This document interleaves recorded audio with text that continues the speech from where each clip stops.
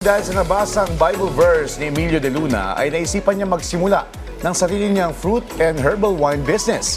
At ngayon ay aalamin naman natin ang kanyang business story dito lang sa Negosyo Tayo.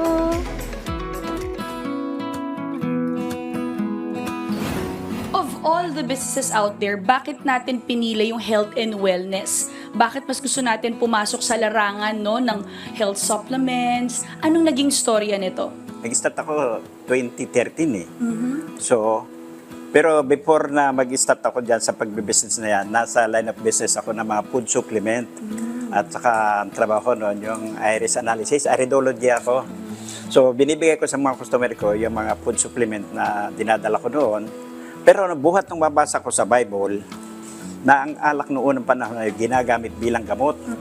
Nabasa ko doon sa New World Translation na sa 1 Timothy 5:23 na sinabi ni Apostol Pablo kay Timoteo na huwag ka lang uminom ng tubig, uminom ka ng konting alak para sa iyong sikmura at sa iyong madalas na pagkakasakit. At buhat nun, dinevelop ko yan at nang mabuo yan, ibinigay ko sa aking mga customer at maraming thank you ang natatanggap ko sa kanila kasi natulungan sila sa kanilang iba't ibang uri ng karamdaman, especially insomnia, dysmenorrhea at saka yung mga bukol. Sir Emilio, ano ba yung mga naging struggles natin and challenges along the way while building this business?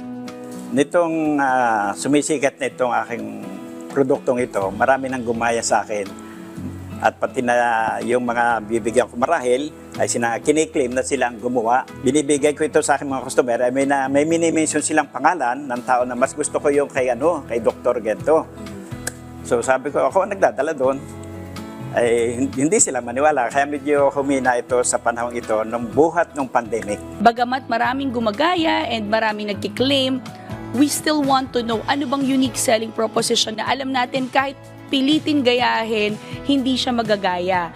So ito yung sinabi ng Bible na ang alak na laon ay mas mabisa compared sa mga bagong gawa. Katunayan itong aking mga wine na ito, ang iba dyan may mga 4 years na. Pero ang pinakabata ko, lowest year ko dyan ay 1 year bago ko ibigay sa aking mga kliyente, sa mga customer. If you're gonna sum up your business journey starting from year 2013 up to the present day, ano po yung mga lessons na natutunan natin na gusto po natin i-share sa mga kanegosyo natin pagdating sa pagnenegosyo? Huwag lang give up. Yan ang pinaka-importante.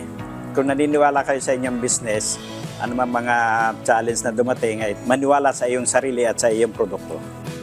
Ito pong ating Gayubano wine ay may research na dito ang ating DOST na talagang very effective, especially doon sa may kinekay mo.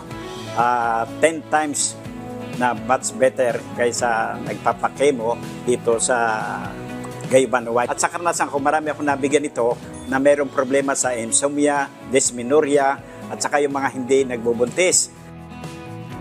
Ang tagumpay ay hindi natatapos sa isang araw, kundi ito ay resulta ng patuloy na pagsisikap at pagtsatsaga. Yan po ang aral na ibinahagi sa atin ng business owner na si Mr. Emilio de Luna. Another business story na naman ang ibabahagi namin sa inyo next time mga kanegosyo. Kaya naman tara, negosyo tayo!